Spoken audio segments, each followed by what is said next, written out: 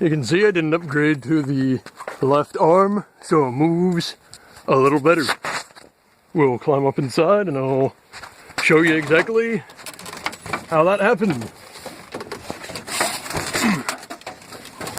It's just hooked on at that point at the shoulder.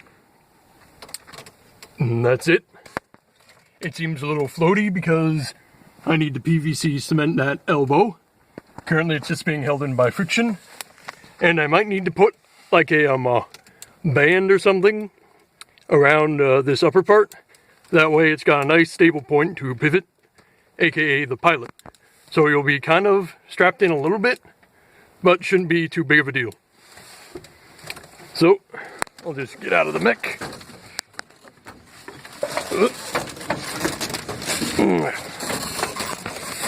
There we go. Plan is to get that elbow cemented in and then do the same thing for the other side, and hopefully I will have some better range. It'll look nicer and it will use less hardware. So that is all for today. If you enjoyed this video, be sure to like and subscribe, and I will see you next time.